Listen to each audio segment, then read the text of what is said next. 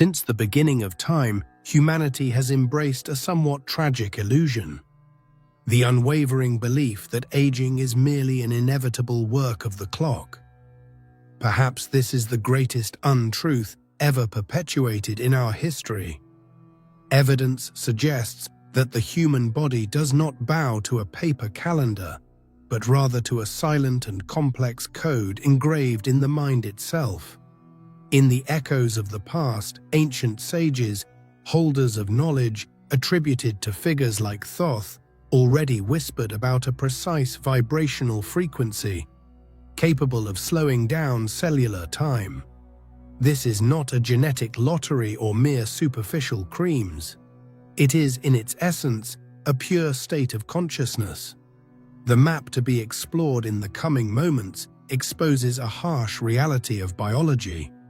The fear of tomorrow and the obsessive need for control corrode human vitality every second, at the cellular level. It is precisely by understanding and dismantling this mechanism that individuals in their 7th decade of life manage to maintain the vigor of their 30s, applying an ancestral principle that modern science is only now beginning to explore. The most intriguing aspect of all this, however, is the so-called mirror theory. The idea that each daily frustration and each interpersonal conflict are not unfair burdens, but reflections that, if dealt with wisely and patiently, become the master key to rejuvenating the nervous system. The culmination of this journey is the recovery of an ancient and practical ritual to activate this frequency of rebirth. It is a profound change in perception, capable of rewriting the biology of those who apply it. The great secret of humanity does not lie in daily mechanical actions, but in the way it chooses to perceive its own reality. For those who feel the sand in the hourglass running out too quickly, leave a comment saying, "I want to slow down time." The code that nobody sees. You believe you age because time passes.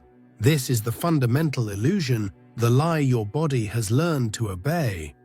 The body doesn't wear down because the years advance, but because your mind is trapped in certainties that contract psychological time. Every certainty you carry, every rigid plan, every fear of the future is a knot that tightens the passage of your vitality.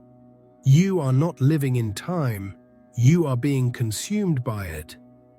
This contraction is not a metaphor, it's the physics of your consciousness. When you live in fear, time compresses. The days seem short, the weeks fly by, and suddenly a decade is gone. When you live in peace, time expands. An afternoon can hold an eternity of presence. Biological age, the true age of your body, responds directly to this internal perception, not to the calendar on the wall. Your nervous system is the conductor of this orchestra. There are 72-year-olds with the vitality of a 35-year-old. Their movements are fluid. Their minds are agile. Their energy seems inexhaustible. And there are 35-year-olds who already carry the weight of a lifetime on their shoulders, moving as if they were tired before the day even begins. The difference isn't in the years they've lived, it's in what they believe about those years. It's in the consciousness that inhabits the body. The aging you fear isn't in gray hair or wrinkles. That's just the surface. True aging lies in the rigidity of the mind, the slowness of movement, the way your nervous system reacts to the world. It's an internal perception that solidifies and becomes your biology. You don't age because of time, you age because of your relationship with time, a relationship of fear, of control, of certainty. Society has taught you to fight against time, to fill it, to optimize it, but no one has taught you how to dissolve it. No one has shown you that the gateway to vitality is not doing more, but being present, being open, being uncertain. That is the first key, the code that no one sees. The realization that time is not your enemy, but a creation of your own mind. But how exactly do you change that perception in your daily life? How do you convince your body that it no longer needs to fight against the clock? It is very easy to talk about expanding consciousness, but in practice, when stress hits, our biology takes the impact. And it was now pay very close attention to what comes next, because the illusion of time is only the first barrier. You've been programmed to believe that the external world dictates your internal reality, that events, people, and circumstances are the cause of your suffering and your aging, but that's the second layer of the illusion. The truth is, the world doesn't happen to you. It happens from within you, and every person who irritates you, every situation that frustrates you isn't an attack. It's a mirror. You look at the world and see chaos. You see people acting wrongly, unfair situations, a system that doesn't work. Your internal monologue is a constant accusation. You point the finger outward, judging, explaining why others are wrong and why you are right. This habit of blaming is the engine of your ego, the machine that keeps you trapped in drama and separation. But here's the secret that dismantles this machine. The world isn't insane. It's your insanity that the world reflects. Every person who irritates you, every driver who cuts you off in traffic, every boss who undervalues you is an accurate mirror of something you haven't yet resolved within yourself. It's not a punishment. It's a map. The universe doesn't send you problems. It sends you mirrors so you can see yourself. And you, instead of looking, break the mirror and blame the reflection.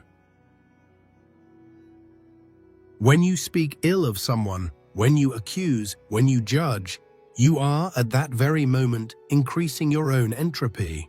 You are accelerating your own aging. This is not divine punishment or future karma. It is a physical law of consciousness.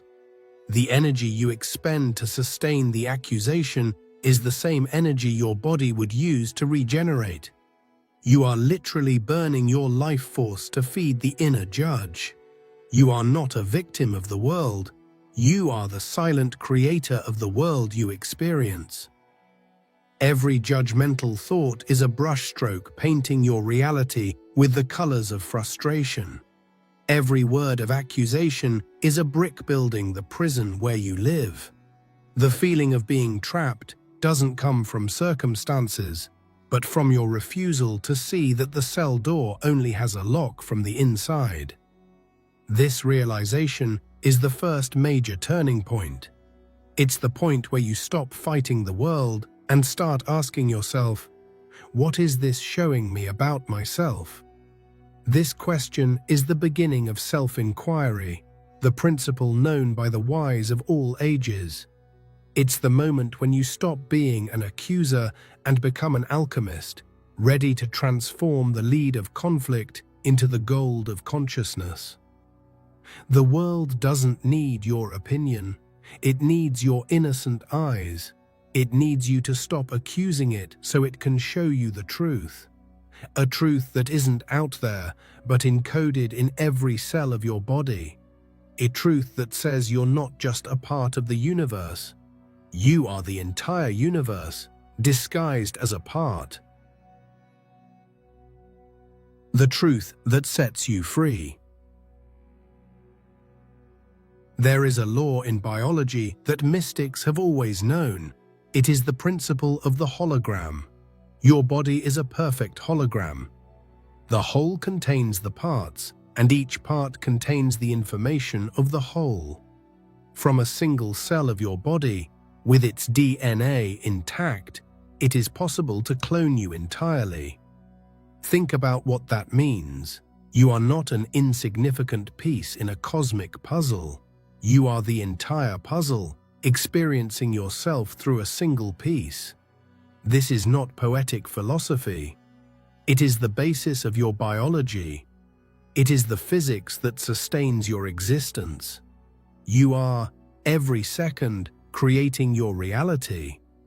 The power to manifest, to heal, to rejuvenate is not somewhere far away.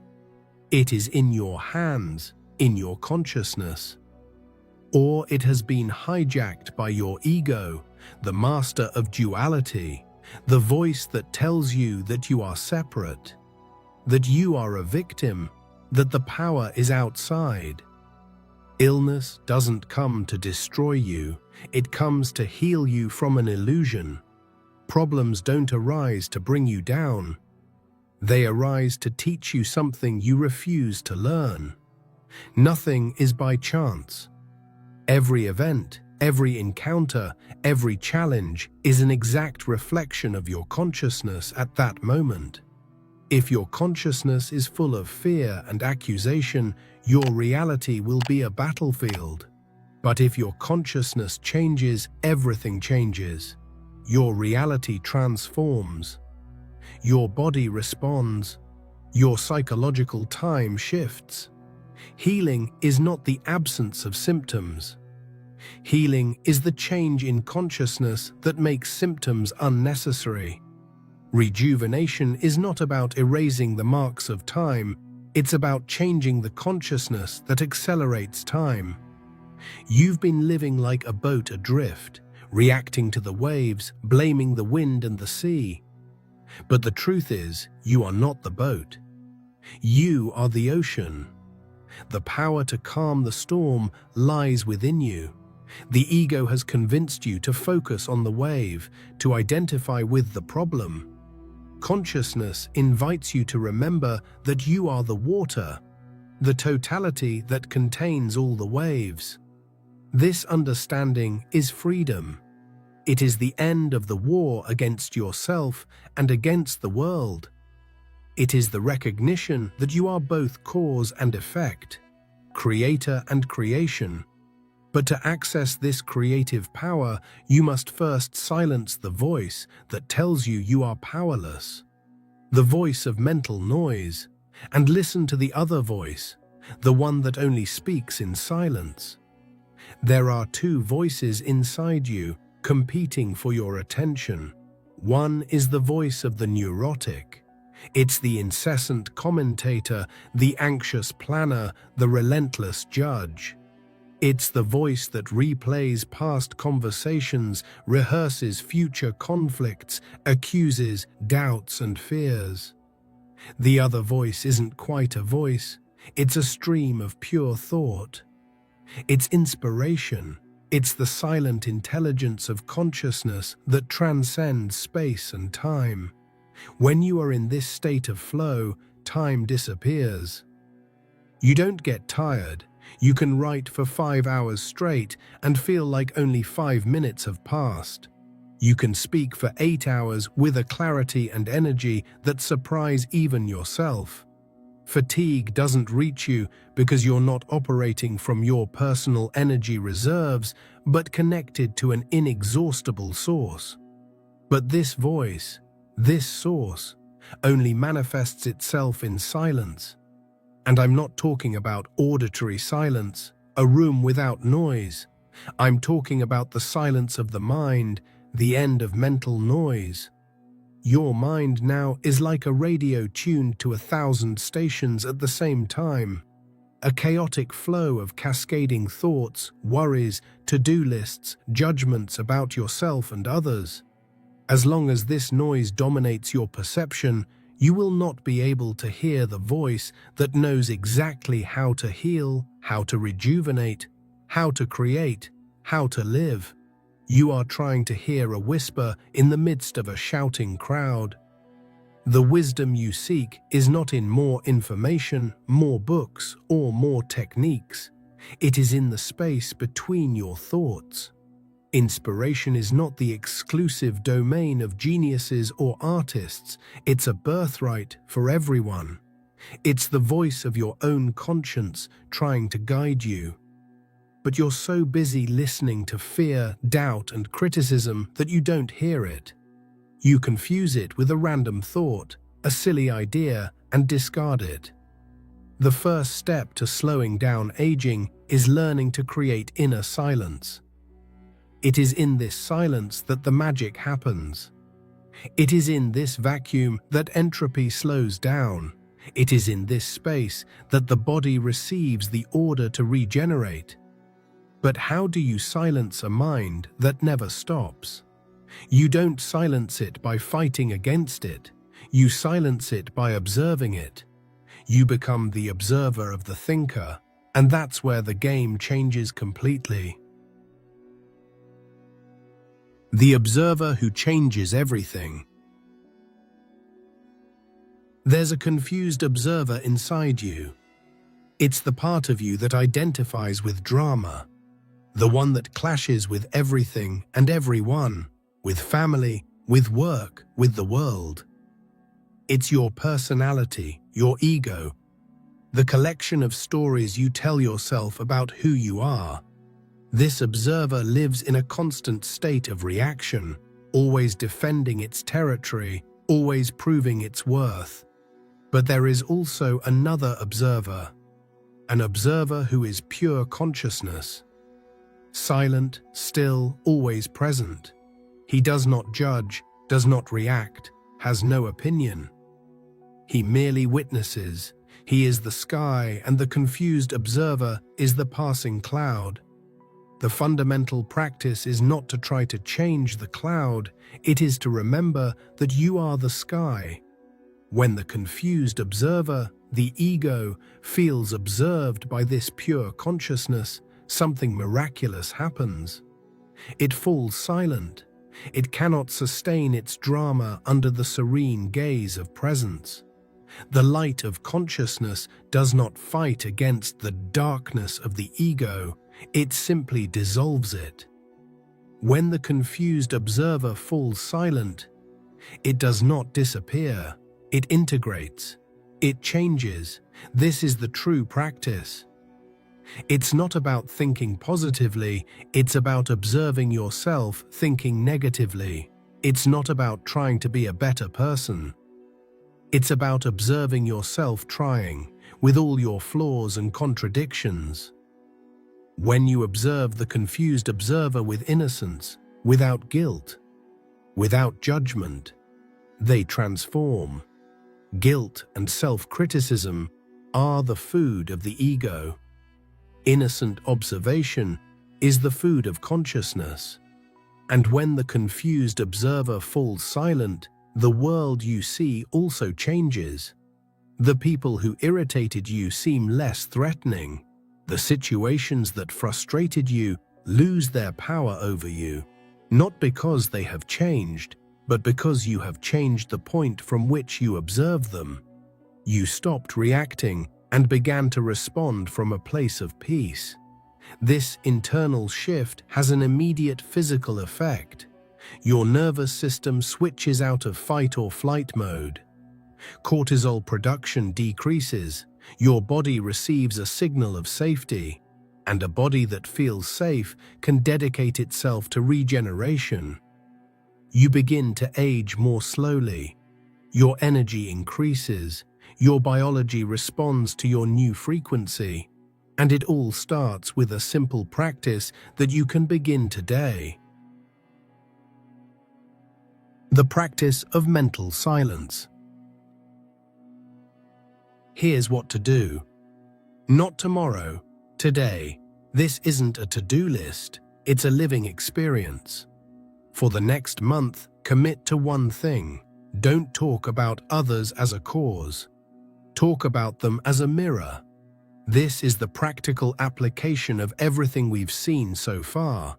It's the point where theory becomes flesh, where knowledge becomes wisdom.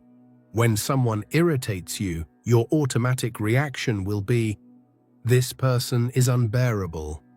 At that moment, pause, breathe, and instead silently ask yourself, what in me is this person reflecting? What part of me is being activated by them? If someone disappoints you, instead of falling into the trap of accusation, ask yourself, where in me does this same energy of disappointment reside? What in me needs to be healed? This shift. And if this message has found you, understand this. It was never random. The ancient wisdom of Thoth was not written for the masses, but for the awakened. Right before great change arrives, there is always a whisper, a subtle warning, a quiet pull toward awareness. This is that moment. Do not ignore the feeling in your chest. Do not silence the intuition rising within you. When the world shifts, those who are prepared will not panic. They will rise. Thoth did not speak to create fear, but to ignite remembrance. What is coming is not the end. It is a revelation. And if you are hearing this now, it means you are meant to be ready.